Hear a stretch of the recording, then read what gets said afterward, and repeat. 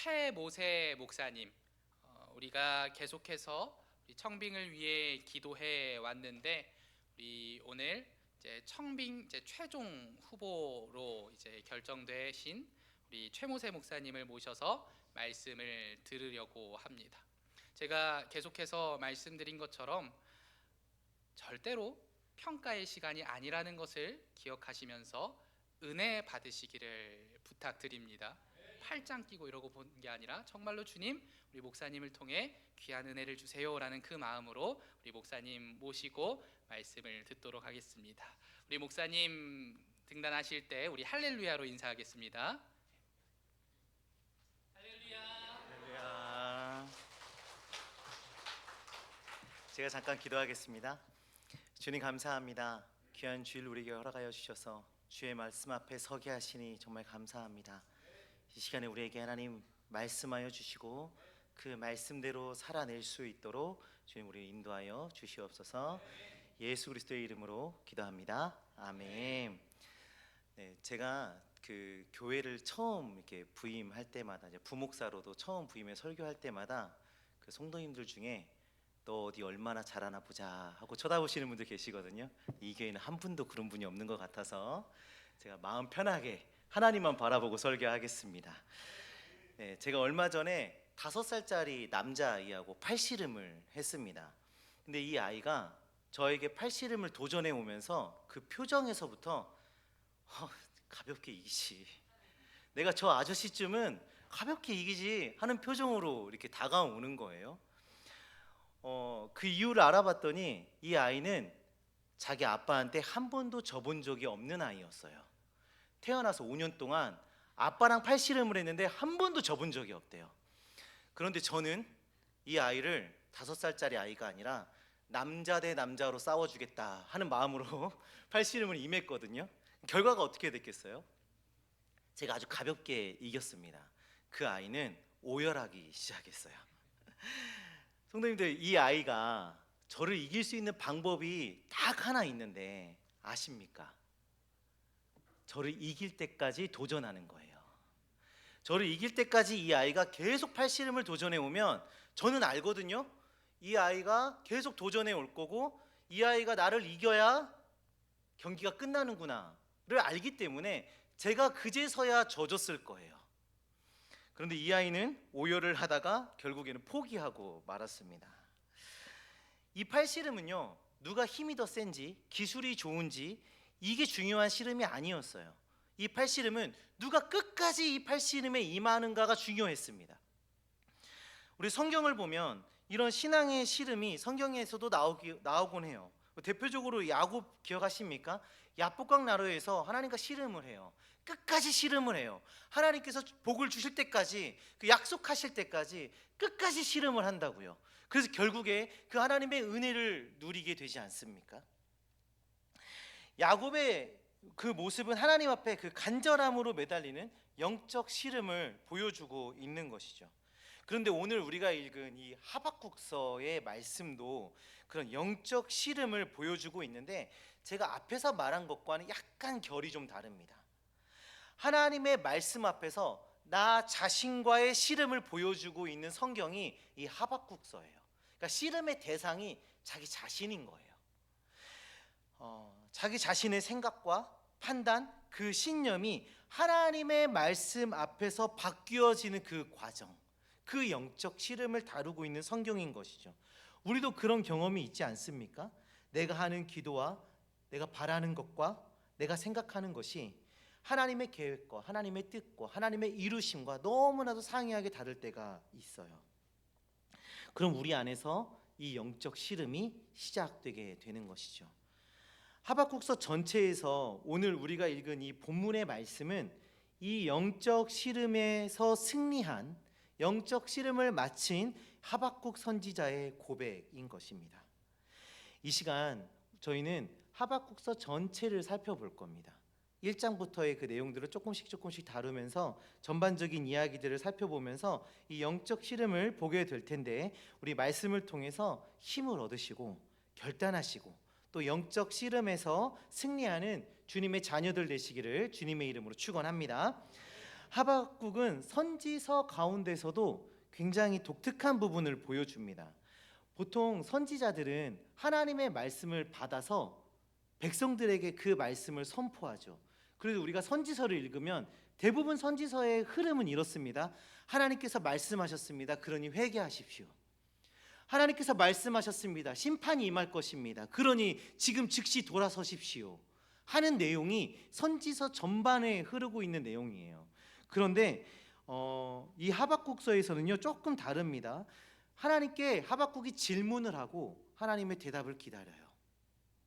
질문하고 하나님께서 대답하시는 그런 대화의 형식이 하박국서의 중심을 이루고 있는 것이죠.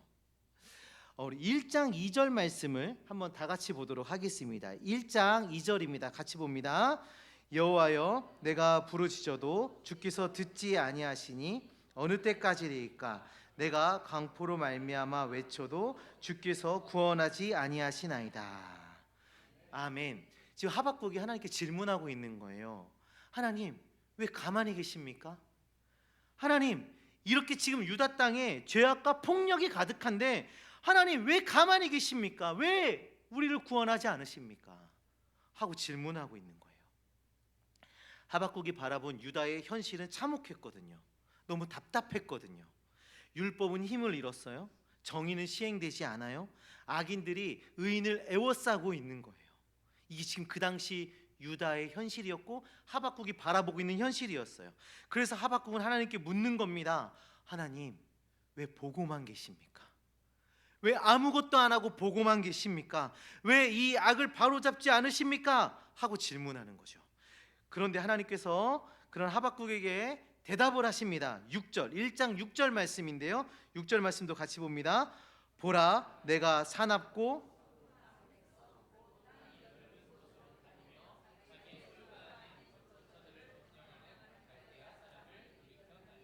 아멘.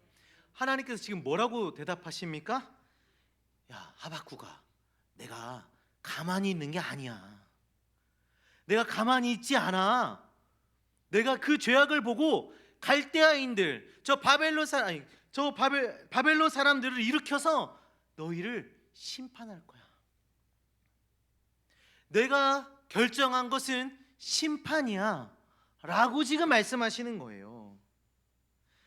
하박국이 기대했던 대답이 이런 대답이었을까요? 하박국이 기대했던 대답과 하나님의 결정이 너무나도 다른 상황이에요. 하박국이 원했던 것은요, 유다 가운데 만연했던 이 죄악과 폭력이 하나님으로부터 바로 잡혀지고 그 나라가 회복되어지는 것을 하박국은 원했습니다. 그런데 하나님께서 정하신 건 무엇입니까? 유다보다 더 악한, 더 잔혹한 바벨론 사람들을 들어서 유다를 심판하시겠다고 지금 말씀하시는 거예요. 그래서 하박국은 다시 하나님께 질문합니다. 하나님, 이해할 수 없습니다. 아니, 어떻게 그렇게 하실 수 있습니까? 하나님, 우리를 구원해 주셔야죠. 왜 심판하십니까? 하고 또 질문을 하게 되는 거예요. 성도님들, 우리도 이럴 때가 있지 않습니까? 내가 바라는 것이 있어요. 기도하는 기도의 제목들이 있어요. 하나님, 이렇게 해주셨으면 좋겠습니다. 하나님, 이거는 꼭 지켜주셨으면 좋겠습니다.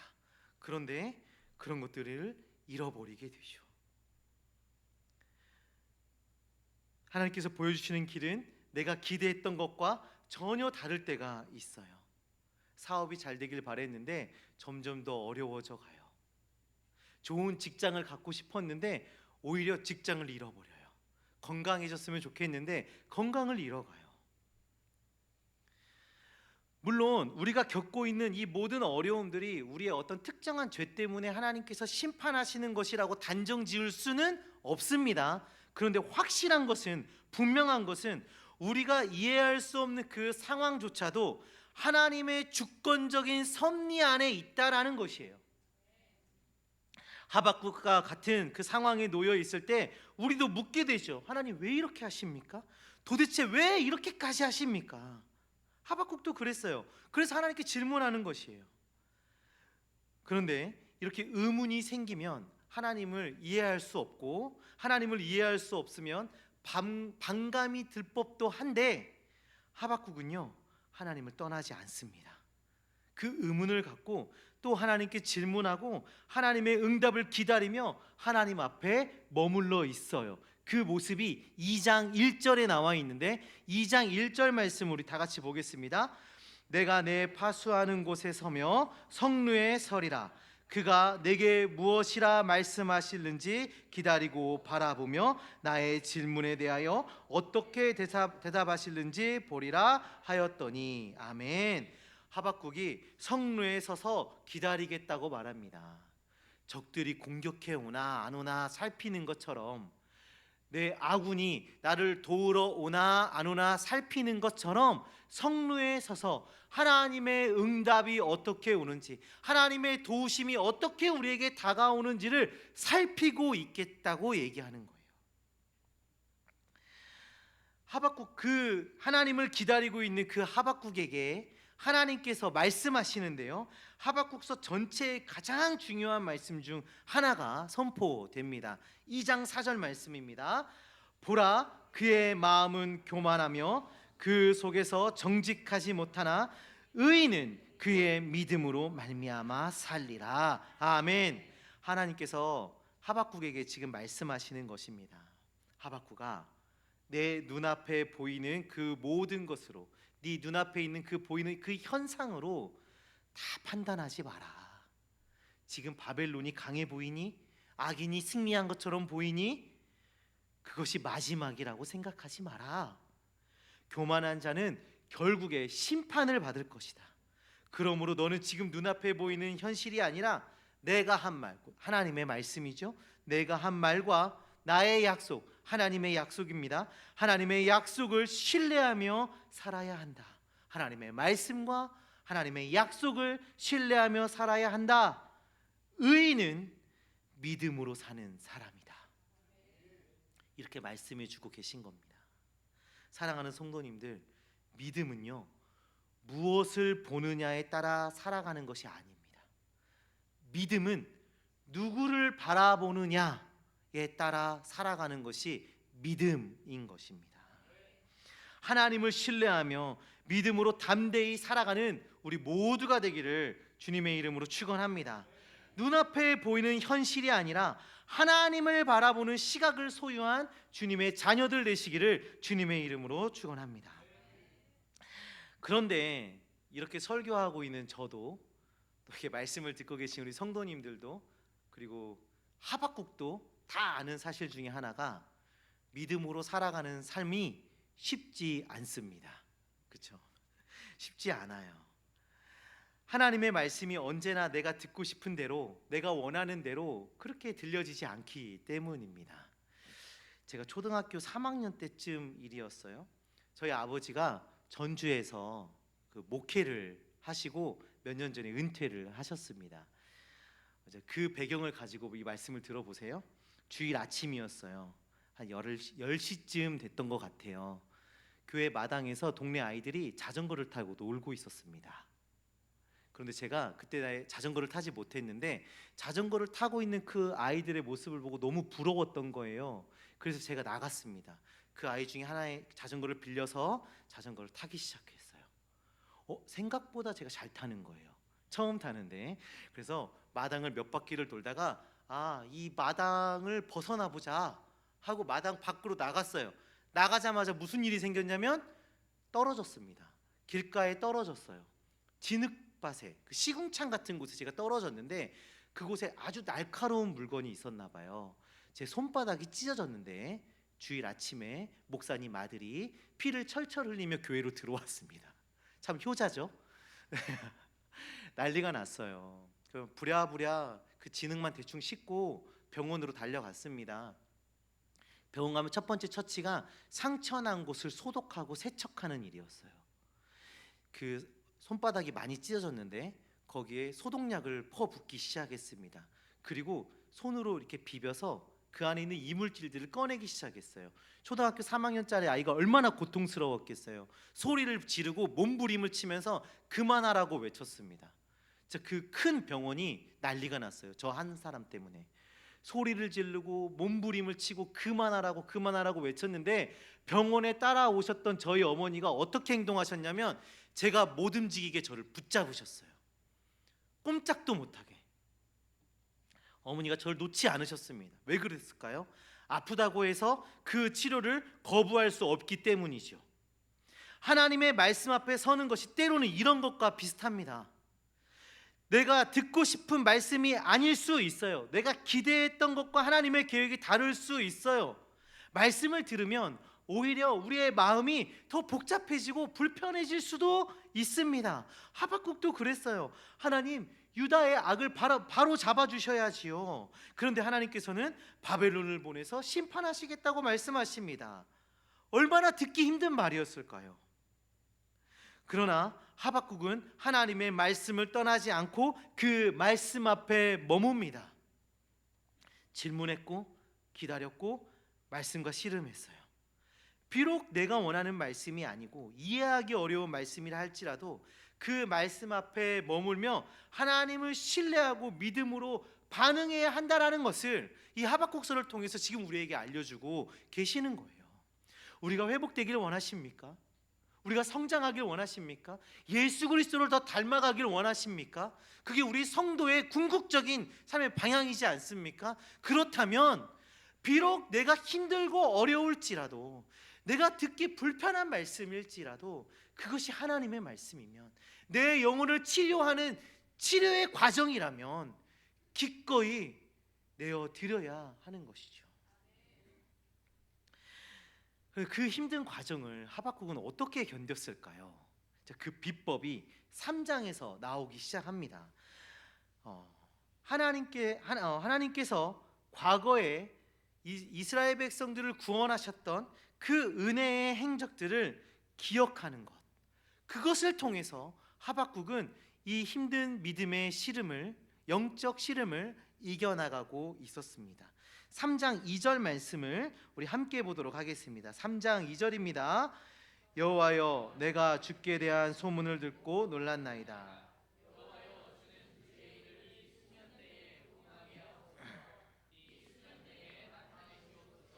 진노 중에라도 긍휼을 잊지 마옵소서. 아멘. 하박국은 이렇게 기도합니다. 주는 주의 일을 이 수년 내에 부응하게 하옵소서. 이 수년 내에 나타내시옵소서. 진노 중에라도 긍휼을 잊지 마옵소서. 여기에서 이 부응하게 하옵소서라는 말은 단순히 우리의 형편이 좀 나아지게 하여 주시옵소서, 내 삶에 여러 가지 문제들이 있는데요 하나님, 이것을 해결해 주시옵소서 정도의 이야기가 아니에요. 하나님, 과거에 행하셨던 주의 구원의 일을 이 시대 가운데 다시 나타내 주시옵소서라는 기도예요. 하나님의 징계가 임할 것입니다. 바벨론은 쳐들어올 것입니다. 그런데 하박국은 하나님께 기도하죠. 하나님, 그 진노 중에도, 하나님 그 심판 가운데에서도 긍휼을 잊지 마시고 다시 한번 주의 일을 일으켜 주시옵소서. 다시 한번 부흥의 역사를, 구원의 역사를 우리 안에 이루어 주시옵소서 하고 기도하고 있는 것입니다. 하박국이 어떻게 이렇게 기도할 수 있을까요? 기억하고 있기 때문이거든요. 과거에 이스라엘 백성들을 구원해 주셨던 그 역사를 기억하고 있기 때문이에요. 3장 3절의 말씀을 보시면 대만과 바란이 등장을 하고요, 7절을 보시면 구산과 미디안이 등장을 합니다. 하박국은 이런 지명들과 여러 시적 표현들을 통해서 이스라엘 안에 있었던 그 오랜 구원의 그 역사를 다시금 떠올리게 만들고 있습니다. 하나님께서 자기 백성을 애굽에서 건지셨던 일, 홍해를 가르셨던 일, 광야를 지나가게 하신 일, 적들과 대신 싸워주셨던 그 일, 마침내 약속의 땅에 들어가게 하신 그 일, 그 구원의 역사를 기억해내고 있는 것입니다. 사랑하는 성도님들, 우리도 기억해야 돼요. 우리를 구원하신 그 하나님을 기억하셔야 합니다. 나를 구원하신 하나님을 기억하셔야 돼요. 우리를 구원하시기 위해서 독생자 예수 그리스도를 우리에게 보내주신 그 하나님의 사랑을 기억하셔야 합니다. 예수 그리스도의 십자가와 그 부활을 기억하셔야 하는 것입니다. 사람들의 눈에는요, 예수님의 십자가는 실패처럼 보였습니다. 예수님은 죽으셨고 악이 승리한 것처럼 보였습니다. 제자들이 기대했던 하나님의 나라는 무너진 것처럼 보였어요. 그러나 하나님께서는 바로 그 십자가를 통해서 죄인을 구원하셨습니다. 죽음처럼 보였던 그 십자가가 생명의 길이 되었고, 실패처럼 보였던 그 십자가가 하나님의 승리가 된 것입니다. 그러므로 우리는 지금 내 눈앞에 보이는 것으로만, 내 눈앞에 보이는 것만으로 하나님의 선하심을 판단할 수가 없어요. 십자가를 기억하세요. 나를 위해 아들을 내어주신 그 하나님이라면 지금 내가 이해하지 못하는 순간에도 나를 버리지 않으신다는 그 사실을 믿으셔야 하는 것입니다.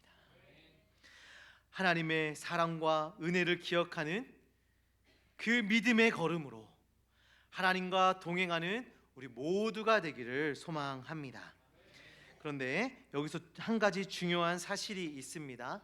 구원의 역사를 기억하고 믿음으로 이제 살아가는 사람이 되었어요. 그런 성도가 되었어요. 그렇다고 해서 두려움이 사라지는 것은 아닙니다. 하박국도 그랬습니다. 16절 말씀 한번 다 같이 보도록 하겠습니다. 내가 들었으므로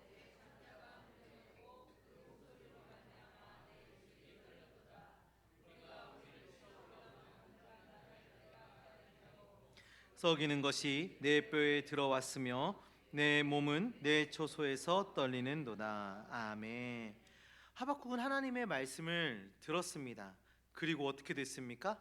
하나님의 심판의 말씀을 듣고 어떻게 됐어요? 창자가 흔들렸고 입술이 떨렸고 뼛속에 썩이는 것들이 들어온 것 같다고 말합니다. 온몸이 흔들렸다고 얘기해요. 지금 저와 같습니다. 네. 두려운 거예요. 떨리는 거예요. 왜냐하면 이제 바벨론이 진짜로 쳐들어올 거거든요. 심판이 다가올 거거든요. 얼마나 무서웠겠습니까? 하박국은 믿음이 생긴 뒤에 아무렇지도 않은 사람이 된 것은 아닙니다. 여전히 두려웠고요. 여전히 떨렸어요. 믿음은 두려움을 전혀 느끼지 않는 것이 믿음이 아닙니다. 우리가 믿음이 생겼다고 해서 두렵지 않는 것은 아니에요. 그럼 무감각한 상태로 가는 게 믿음의 열매가 아닙니다. 믿음은 두려움 가운데에서도 하나님을 신뢰하는 것, 그것이 믿음인 거예요. 내가 두렵고 떨림이 있어요. 그래도 하나님을 신뢰하는 것, 하나님을 의지하는 것, 그것이 믿음인 것입니다. 그리고 바로 그 다음에 우리가 너무도 잘 아는 말씀이 나오죠. 17절입니다. 우리 함께 고백하겠습니다. 비록 무화과 나무가 무성하지 못하며 포도나무에 열매가 없으며 감람나무에 소출이 없으며 밭에 먹을 것이 없으며 우리의 양이 없으며 외양간에 소가 없을지라도, 아멘.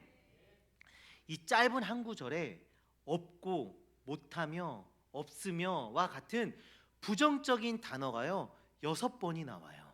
이 짧은 한 구절에 계속 반복해서 나와요.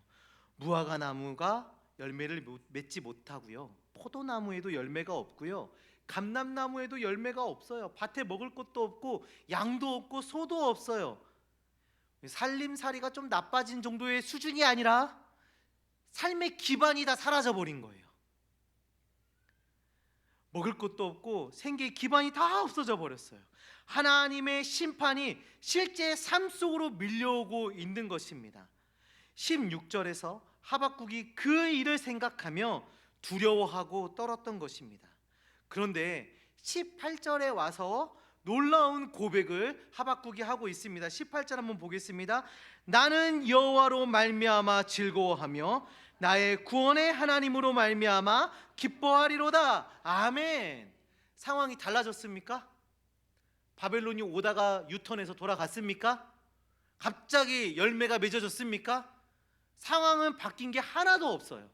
하나님의 뜻과 하나님의 계획이 바뀌었습니까? 아니요. 바뀐 게 하나도 없어요. 그대로 있어요. 변한 게 하나도 없습니다. 그런데 이 하박국이 고백합니다. 나는 여호와로 말미암아 즐거워하겠습니다. 나는 여호와로 말미암아, 여호와 하나님으로 말미암아 내가 즐거워하겠습니다. 구원의 하나님으로 말미암아 내가 기뻐하겠습니다.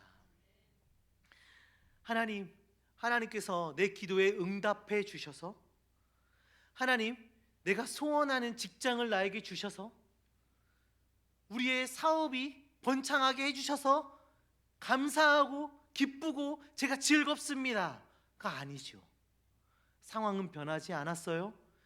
여전히 그 심판이, 그 시험이 우리 앞에 놓여 있어요. 여전히 고난이 우리 앞에 있어요. 근심하고 두려운 마음이 여전히 있어요. 그런데 그 가운데도 함께 하시는 하나님으로, 그 하나님으로 내가 즐거워하며 기뻐하겠습니다 하고 고백하고 있는 것입니다.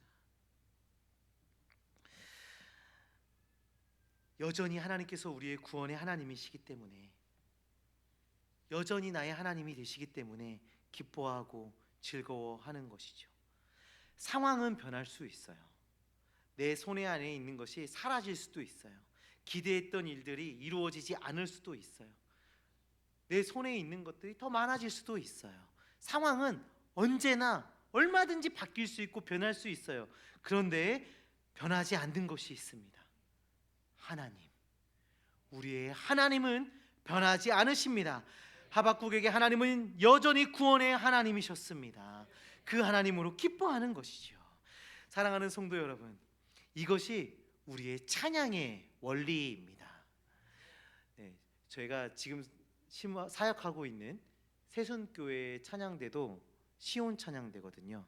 네, 또 시온 찬양팀이어서 굉장히 반가웠는데, 우리 시온 찬양팀이 성가대가 하나님을 찬양할 수 있는 원리, 우리 성도님들이 하나님을 찬양할 수 있는 그 원리는 단순히 무엇 때문에 내가 하나님을 찬양합니다가 아니라 하나님이시기 때문에, 그냥 하나님이시기 때문에 우리가 하나님을 찬양하는 거예요. 눈앞에 보이는 어떤 현상이 아닙니다. 하나님께서 우리 하나님 되시기 때문에 하나님을 찬양하는 것이죠. 앞에서도 말씀드렸지만 믿음은 무엇을 보느냐에 따라 사는 것이 아니라 누구를 믿느냐, 내가 하나님을 믿는 것이 믿음이다 라고 말씀을 드렸죠. 찬양도 마찬가지입니다.